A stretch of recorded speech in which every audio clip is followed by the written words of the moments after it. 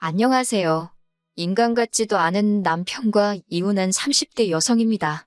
어디 속 시원하게 털어놓을 곳도 마땅치 않고 한편으론 남편이든 그 여자든 이 사연 좀 듣고 정신 좀 차렸으면 해서 이렇게 몇 자 적어보네요.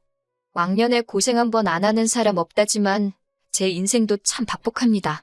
저를 낳으면서 죽을 고비를 넘기셨다는 어머니는 제 나이 15에 돌아가셨거든요. 그리고 한 1년은 할머니와 함께 지냈는데 할머니가 저를 어찌나 미워하시던지요. 딸이라서 밉다, 키가 커서 싫다, 지 애미 잡아먹은 X, 사춘기로 한참 예민하던 시기에 할머니의 폭언에 얼마나 시달렸는지 몰라요. 그런 와중에 저희 아버지는 돈 벌어온다고 집안 곳곳을 전전하셨다 들었는데 그러다 하루는 아버지보다도 한참 어려 보이는 여자를 데려왔습니다. 새어머니라 하더군요. 새어머니만 놓고 이야기하자면 나쁜 분은 결코 아니셨어요. 하지만 그땐 저도 어렸으니 새어머니한테 어떻게 다가가야 할지 몰랐고 새어머니도 어떻게 엄마 노릇이란 걸 해야 하는지 감을 못 잡는 눈치였네요.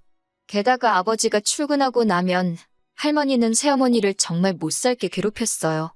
별것도 아닌데 손이 크네, 엉덩이가 가볍네 어쩌네 저쩌네 그냥 넘어가도 될 것 같은 일들로 새어머니한테 화를 내고 소리를 지르고 그리고 아버지는 그런 새어머니를 지켜주지 못하시대요. 그도 그럴 것이 어려서는 잘 몰랐는데 돌아가신 어머니 병원비다 뭐다 해서 아버지가 할머니한테 돈을 많이 가져다 썼던 모양이에요. 할머니도 할머니대로 다 큰 아들이 저러니 얼마나 답답했겠어요? 그러니 그 화풀이를 저한테 하다가 나중엔 애먼 새어머니한테 했던 거지요.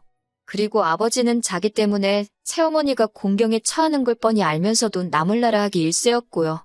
결국 저희 새어머니는 아버지가 돈 벌어온다고 지방에 내려간 어느 날 오밤중에 흔적도 없이 사라졌습니다. 이후로 아버지가 어떤 심정으로 사셨는진 솔직히 모르겠어요. 단 한 번도 저에게 그 속을 내비치신 적이 없으니까요.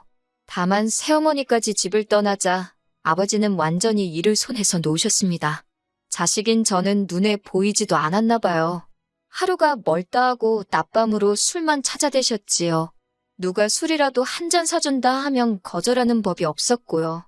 돌아가신 그날도 동네 아저씨들하고 술을 드셨대요. 한 아저씨가 데려다 준다 하는 걸 아버지가 자긴 멀쩡하다고 고집을 피우곤 혼자 집으로 향하셨다는데 경찰한테 전화를 받고 병원으로 가니 이미 싸늘하게 식어버린 아버지가 저를 기다리고 계셨습니다. 도로에서 자동차 세대에 연달아 치이셨다고요. 저희 아버지 사건은 뉴스에도 나오고 잠깐이나마 세상을 떠들썩하게 했지만 금방 또 잊혀졌어요. 세상살이가 원래 그렇잖아요. 이후로 저는 다시 할머니와 둘이 지내게 되었는데 이렇게 표현해도 될지 모르겠지만 사는 게 아니대요. 아버지가 그랬듯이 할머니도 술을 찾기 시작하셨고 언젠가 한 번은 저더러 공부는 해서 뭘 하냐며 제 교과서를 다 찢어버리셨지요. 그러다 고등학교를 졸업한 다음 날 할머니가 저를 불러 200만 원을 손에 쥐어주시더니 나가랍니다. 저를 보면 돌아가신 어머니 아버지 생각이 나서 억장이 무너진다고 당신 앞에서 사라지라대요. 그렇게 집을 나왔어요. 아니, 쫓겨났어요. 그리고 이후로 주변 사람들에게 물어물어 공장에 취직을 하게 되었고요. 공장 생활은 생각보다 나쁘지 않았습니다. 묵묵히 맡은 일만 잘하면 매달 꼬박꼬박 월급이 들어오니 그 돈 모으는 재미로 살았지요. 그러다 제 나이 25에 지금의 남편을 소개받았습니다. 이후로 6개월의 짧은 연애를 하고 단촐한 결혼식을 올리며 부부의 연을 맺었네요. 결혼할 때 제가 모아둔 돈과 남편이 모아둔 돈으로 작은 전세방을 구했어요. 시부모님은 부모 없는 제 처지가 마음에 안 든다며 전혀 도움을 안 주셨고요. 그러다 제가 결혼한 지 반년 만에 임신을 하면서 공장을 관두게 되었습니다. 어머님이 첫째는 무조건 아들을 낳아야 한다고 어찌나 유난이셨는 제 귀에 딱지가 않는 기분이었지요. 그리고 다행히 어머님의 바램대로 저는 10달을 꼬박 채운 뒤 아들을 낳았습니다. 그제서야 어머님께 며느리로 인정을 받았어요. 내 배 아파 낳은 아들, 그리고 남편, 시부모님, 비로소 내 가족이 생겼다는 그 기쁨과 행복은 어디 견줄 것이 못 되었지요. 하지만 그 행복은 오래가지 못했습니다. 아들이 두두를 막 지났을 때 남편에게 여자가 있다는 사실을 알게 되었거든요. 주말이었는데 이른 아침부터 남편이 회사에 가서 확인할 게 있다며 집을 나서더라고요. 그런데 점심때가 지나도 집에 오지도 않고 혼자서 고생하는 남편을 생각하니 안쓰럽더군요. 그래서 아들 얼굴 보고 힘내라는 뜻으로 영상통화를 걸었습니다. 그런데 몇 번이고 신호가 가도 전화를 안 받는 거예요. 그래서 어쩔 수 없이 포기하고 있는데 남편한테 전화가 걸려왔어요. 얼른 받았더니 남편이 누구랑 이야기를 하고 있더라고요. 전에도 종종 휴대폰을 엉덩이로 잘못 눌러서 엉뚱한 데다 전화를 걸곤 했는데 이번에도 그런 모양이었지요. 그래서 전화를 끊으려고 하는데 어떤 여자가 남편한테 오빠 어쩌고 그래요. 그때부턴 저도 모르게 입을 틀어막고 여자가 하는 말에 귀를 쫑긋 세웠습니다. 30초 남짓의 짧은 대화였지만 둘이 어떤 사이인지는 알고도 남을 만큼 저질스러운 대화가 오고 가더군요. 휴대폰을 들고 있던 제 손이 바들바들 떨리고 있었네요. 남편은 그날 늦은 밤이 돼서야 들어왔습니다. 남편에게 데이트는 잘했냐고 물으니 남편이 뜬금없이 그게 무슨 소리냐고 그래요. 그래서 아까 휴대폰으로 당신이 생중계해주지 않았냐 했지요. 그러자 남편이 허겁지겁 자기 휴대폰을 확인하더니 되도 않는 변명을 늘어놓더군요. 영업하느라 만난 거라나 어쩐다나 영업을 몸으로 삶아떼고 하냐고 쏘아붙이니 저더러 하는 말이 집구석에 있는 제가 뭘 알겠냐입니다. 그러면서 저더러 거울 좀 보래요. 일주일 중 하루 쉬는데 너가 남자면 너 같은 여자랑 집구석에 있고 싶겠냐고요. 비참하고 화도 나고 더 속상한 건 이럴 때 전화할 친정도 친구도 없다는 사실이었어요. 그런데 누구한테라도 이야기를 하지 않으면 속이 까맣게 타들어갈 것 같더라고요. 그래서 고민 끝에 같이 공장에서 일하던 언니한테 전화를 걸었습니다. 언니가 제 이야기를 듣더니 잘 살고 있는 줄 알았는데 이게 웬일이냐며 그래도 이혼은 하지 말라대요. 지금 네가 가진 게 뭐가 있냐고 이혼하면 그 XX들만 좋은 일 시키는 거라고요. 그러면서 이참에 저더러 다시 일을 시작하래요. 어쨌든 돈이라도 몇 푼 쥐고 있어야 더 더러운 꼴은 안 볼 거라면서요. 언니 말을 듣다 보니 일리가 있더라고요. 당장 남편을 보면 더럽고 혐오스러울 것 같은데 그간 모은 돈은 이 집구석에 다 묶여있지. 생활비는 타서 쓰니 여윳돈도 없지. 그 생각을 하니 서글픈 거예요. 그래서 바로 언니한테 어디 아는 일자리 없냐 물으니 마침 자기 아는 사람 사무실에서 사람을 구하더라며 자기가 다리를 놔주겠답니다. 공장만큼 돈은 안 주지만 그래도 애 키우면서 하기엔 나쁘지 않을 거라고요. 그렇게 일을 시작했습니다. 남편은 바람핀 걸 걸린 이후로 에라 모르겠다 식으로 더 뻔뻔하게 나오기 시작했어요. 제가 일을 한다고 하니 저 같은 애를 누가 써주냐면서 아주 무시를 하더군요. 너무 모욕적이었지만 정말 갈 곳이 없어서 기댈 곳이 없어서 이를 악물고 그 수모를 견뎠습니다. 아이는 어머님이 맡아주신다 하셔서 거기다 맡겼고 저는 회사 일을 시작했어요. 언니 말대로 월급은 많지 않았지만 그래도 집이 아닌 곳에서 제 할 일이 있다는 그 사실만으로도 큰 위로가 되더군요. 잡생각을 잊기 위해 일을 정말 열심히 했어요. 사장마저 저한테 적당히 하라고 할 정도로 말이에요. 저는 월급을 받으면 70%를 주식에 부었습니다. 위험한 게임이라고 생각했지만 이렇게 하지 않고는 돈을 불릴 방법이 안 보이더라고요. 그리고 마침 사장이 제가 주식에 관심을 보이니 자기도 주식 투자를 하고 있다며 이리저리 도움을 주었어요. 이후로 어느 정도 그렇게 제 손에 목돈이 생기니 자신감도 생기대요. 남편이 바람을 피든 말든 무관심해지더라고요. 저 인간 없다고 내가 못 살 것도 아니다 싶었달까요. 그렇게 한 2년쯤 지났습니다. 아들은 어느덧 유치원생이 되었고 저도 회사에서 완전히 자리를 잡은 상황이었지요. 하지만 남편에게는 계속해서 근근히 계약직을 유지하고 있다는 식으로 이야기를 했어요. 혹시나 저한테 돈이 있는 걸 알면 어떻게든 뺏으려 들진 않을까 걱정이 되었거든요. 그리고 여자의 눈이 멀어서 그런 건지 제 말을 그냥 고지고대로 믿대요.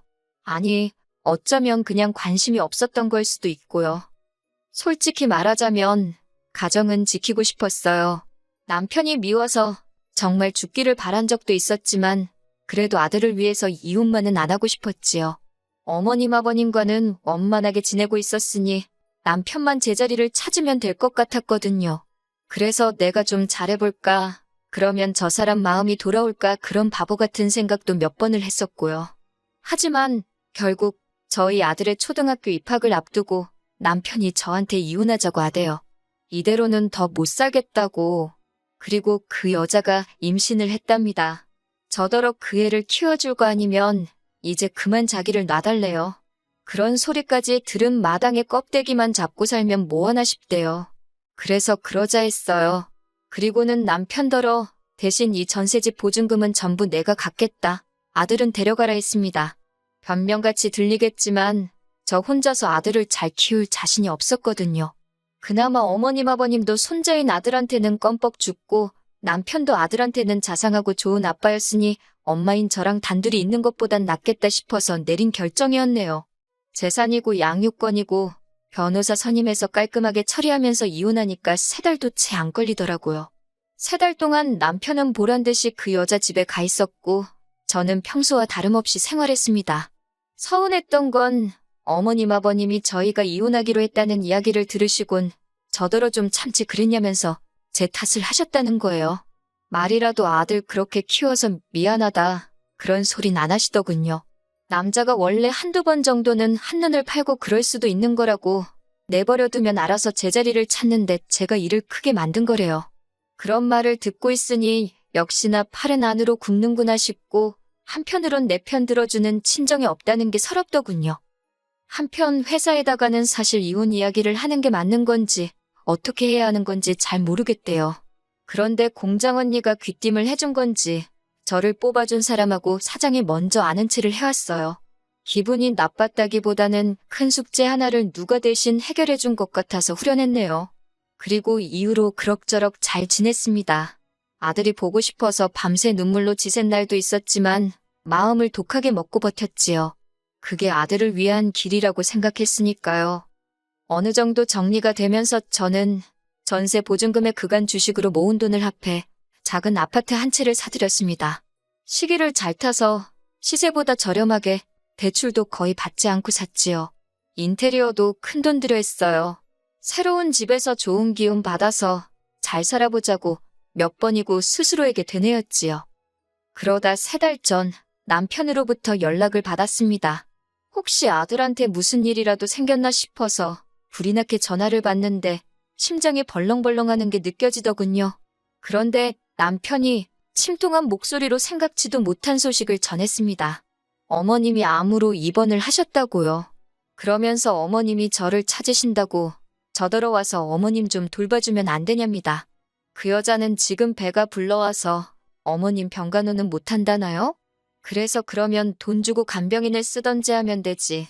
내가 아직도 네 마누라로 보이냐고 정신 차리라고 소리를 질렀네요. 하지만 인간이 말귀를 못 알아들어 처먹은 건지 또 연락을 해왔어요. 전 솔직히 시어머니가 돌아가시기라도 한 줄 알았습니다. 그런데 전화를 받으니 대뜸 악을 쓰대요. 그 소리가 어찌나 크던지 고막이 다 찢어지는 줄 알았다니까요. 남편이 대뜸 저더러 저 때문에 그 여자가 유산을 했답니다. 밑도 끝도 없는 남편의 말에 황당해서 그게 무슨 소리냐니가 제가 어머님 병간호를 안 해줘서 그 여자가 병간호를 했다나요? 어이가 없어서 간병인을 쓰면 되지. 그걸 왜 임산부를 시켰냐고 쏘아붙였지요. 그랬더니 그 여자가 어머님한테 잘 보이고 싶다면서 자진해서 한다고 했대요. 더 어이가 없었지요. 지가 한 걸 왜 나한테 날린가 싶어서. 그런데 어머님이 자꾸 그 여자 하는 것마다 저랑 비교를 하셨나 봐요. 그 여자가 스트레스 받는다고 몇 번을 이야기하더니 결국 출산을 한 달도 안 남기고 애를 잃었다고요. 듣고 있으니 그 여자도 어지간히 멍청하네 싶으면서도 그게 왜 내 탓이라는 건지 점점 화가 나는 거예요. 결국 열받아서 이게 다 당신이 남한테 피해주고 살아서 주변 사람들이 벌받는 거라 했습니다. 네가 남의 가슴에 못 박은 거 지금 돌려받는 거라고 다 네 업보 때문이라고요. 그러면서 애 하나로 끝날 것 같냐고 지금 생각해보면 꽤나 잔인한 말을 퍼부었던 것 같아요. 솔직히 제가 남편 뺨을 올려치거나 그런 건 아니지만 정말 신이 있구나 싶어서 무섭기도 하고 남편이 처한 상황이 고소하기도 하고 그래요. 카르마라는 게 정말 있기는 한가 봅니다. 아, 그리고 이런 와중에 속 편한 소리 같지만 저는 회사 사장님하고 조금씩 서로를 알아가 보기로 했어요. 그리고 아들에 대한 친권과 양육권을 되찾아오기 위해 변호사도 선임했고요. 하루빨리 모든 게 정리가 돼서 제 인생에도 따뜻한 봄날이 찾아오면 좋겠습니다.